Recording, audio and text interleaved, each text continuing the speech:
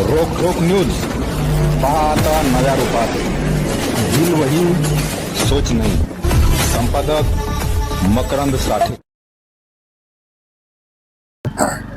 ज्या बायांना काम होत नव्हती घाण, ती घाण काम आम्ही घाण कचरा कसली पण घाण उचलली आणि आता ती घाण काम झाले का आम्हाला हाकलून दिले आणि चांगली कामं त्यांना दिले. ती अन्याय झालाय, आम्हाला नाही पाहिजे ह्याच्यावर.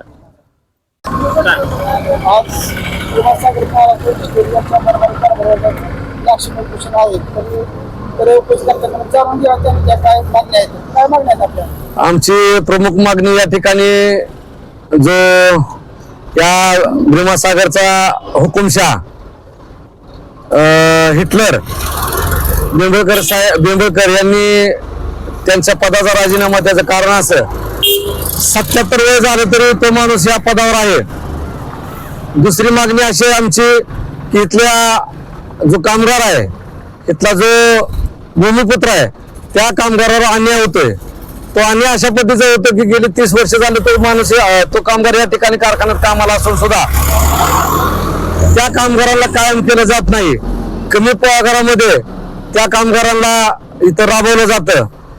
तिसरी मागणी आमची अशी आहे की या भीमासागरच्या दूषित पाण्यामुळे इथल्या स्थानिक लोकांना पाणी पिण्यालायक नाही आणि त्या बॉयलरच्या धुरामधून नळकाने पण जो धूर येतोय ते इथल्या प्रदूषणासाठी हानिकारक आहे, इथल्या लोकांसाठी हानिकारक आहे.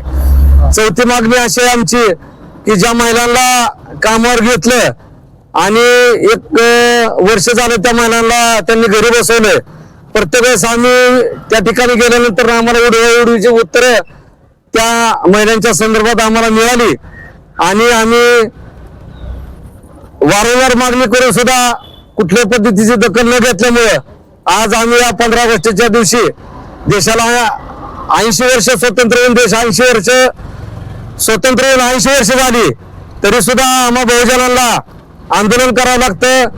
न्याय मागण्यासाठी आम्हाला रस्त्यावर उतरावं लागतं. न्याय मागण्यासाठी पोटाचा प्रश्न आमचा अजून मिटला 80 वर्ष झालं.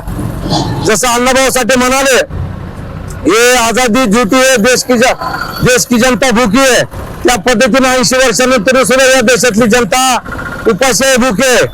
तिथल्या स्थानिक लोकांना पाहिजे त्या प्रमाणात कामाच्या स्वरूपातून मोबदला मिळत नाही आणि पिळवणूक केली जाते.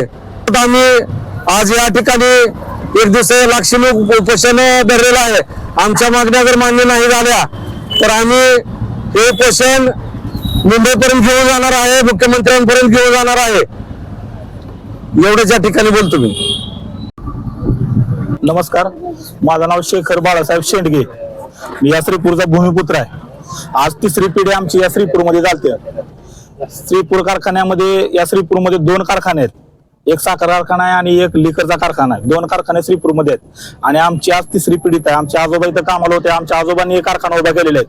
त्यांच्यानंतर आमच्या वडिलाला चुलत्याला काम नाही मिळालं. त्याच्यानंतर आता आम्हाला हे काम मिळालं नाही. आमच्या प्रमुख मागण्या अशा आहेत की आम्ही आमच्या 3री पिढी आमचे गावं, घरदारं, रानं सगळी सोडून आम्ही इथं श्रीपूरमध्ये जागा आलो आणि आम्ही जगत असताना आम्हाला आता हाताला काम नाही, आम्हाला नोकऱ्या मिळत नाही. त्या हे सर्वात पहिला मुद्दा आमच्या भूमिपुत्र म्हणून आमचा हे मुद्दा आहे. दुसरी गोष्ट, जे आता कामाला जे लोक आहेत ते आमचे दलित आहेत, जे बहुजन आमचे मित्र आहेत ते कामाला आहेत. त्यांना 12-15 वर्ष झालं काम करते, त्यांना पण अजून कायमस्वरूपी काम नाही, पगार वाढ नाही किंवा हुद्दा मिळाला नाही त्यांना अजून. तर अशा प्रकारच्या हुद्दा मिळावा, त्यांना पगारवाढ मिळावी किंवा त्यांचे कायमस्वरूपी त्यांना काम मिळावं, तशा पद्धतीचं त्यांना हुद्दा मिळावा, असे एक आमची प्रमुख मागणी आहे. त्या दुसरी गोष्ट, या ज्या महिला आता आपण बघितलं की या महिला 1 वर्ष घाण काम करायला घेतल्या, त्याचं काम कंप्लीट झाले की त्यांनी ते हाकलून दिल्या. आता 8 महिन्यापासून आम्ही त्यांना भांडतोय की या महिलांना घेतो म्हणतात आणि ज्यावेळेस आम्ही जास्त प्रेशरनं बोलू की आम्ही दलित आहे, आम्ही बहुजन समाजातून येतोय म्हणून तुम्ही असं करताय का, तर त्यांचं डायरेक्ट उत्तर येते की आमचा कारखाना प्रायव्हेट आहे. प्रायव्हेट कारखाना आम्ही कोणाला घ्यायचं कोणाला नाही घ्यायचं हे आम्ही ठरवू म्हणतात. आम्हाला असं म्हणायचं की आज जनरल मॅनेजर कारखान्यात 78 वयाचा काम करतोय आणि त्याच ठिकाणी लिकर कारखान्यामध्ये एक आमचा जगदने म्हणून हे आहेत कामगार आहे तिथं, त्या व्यक्तीला अटॅक आला होता पॅरेलिसचा. तो पॅरेलिसचा अटॅक मध्ये त्याने 2 महिन्यामध्ये तो रिकव्हर झाला, क्लिअर झाला. 2 महिन्यानंतर कामावर गेल्यानंतर त्याला विचारतात की तू फिट असलेलं सर्टिफिकेट आण म्हणून. आता तो फिट असलेलं सर्टिफिकेट घेणार आणि त्याला जर नाही भेटलं किंवा नाही दिलं तर ते ते आता कामावर नाही तो कामगार. जगदनेसारख्या कामगारावरती कायम कामगारावरती अन्याय झालाय.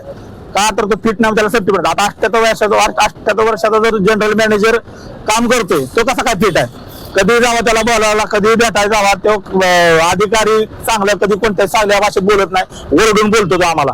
आणि दमशाहीची, हुकुमशाहीची भाषा असते त्याची. तुम्हाला जे करा ते करा, प्रायव्हेट कारखाना आम्ही ठरवणार कोणाला घ्यायचं कोणाला नाही घ्यायचं, किती वर्ष कामाला ठेवायचं, कोणाला काढायचं. कारण आता जितके रिटायर झालेले लोक आहेत ते रिटायर कामाला तसेच पुन्हा ठेवत नाही पगारावरती. त्यामुळे दुसऱ्या येणाऱ्या पिढीचं नुकसान होते, दुसरे कामगार जात नाही तिथं. असं भरपूर मागण्या आहेत. सगळ्यात महत्वाची मागणी आमची अशी की कारखान्याकडून जो श्रीपूरला परिसराला जो प्रदूषणाचा धोका आहे, त्या प्रदूषणासाठी त्यांनी विल्हेवाट लावावी. त्या प्रदूषणाची, पाण्याचं प्रदूषण असेल, धुळीचं प्रदूषण असेल, धुराचं असेल किंवा राखेचं प्रदूषण असेल. तुम्ही सकाळी बघितलं तर या पुतळ्यावरती राख सगळी साठलेली असते पाठ. तुम्ही आता ही बोर चालू केली त्यामध्ये काळं पाणी येतं, या ऑइल सारखा वास येतो पाण्याचं. आणि ही पाणी अख्खं श्रीपूर परिसरामध्ये वापरलं जाते. आणि कुणाची जबाबदारी आहे? लिकर कारखान्याची जबाबदारी आहे. कारण त्यांचं मळीचं खड्डा येतं, घाण पाण्याचं खड्डा येतं, त्याचं पर्क्युलेशन ह्या बोरला पाणी, काळं पाणी येतं. या आम्हाला या माध्यमातून आमची एकच मागणी आहे की आमच्या किरकोळ मागण्या होत्या, त्या किरकोळ मागण्यांनी आमच्या मान्य केल्या नाही त्या. तर आता आम्ही या प्रकारचं जे आंदोलन करतो, या आंदोलन आज जर आमचं नाही मिटवून घेतलं तर आम्ही जिल्हाधिकारी किंवा आझाद मैदानावर आम्ही आंदोलन उभा करू. पण श्रीपूरच्या ज्या आमच्या मागण्या आहेत त्या सगळ्या मागण्या मान्य केल्याशिवाय आम्ही आता शांत बसणार नाही.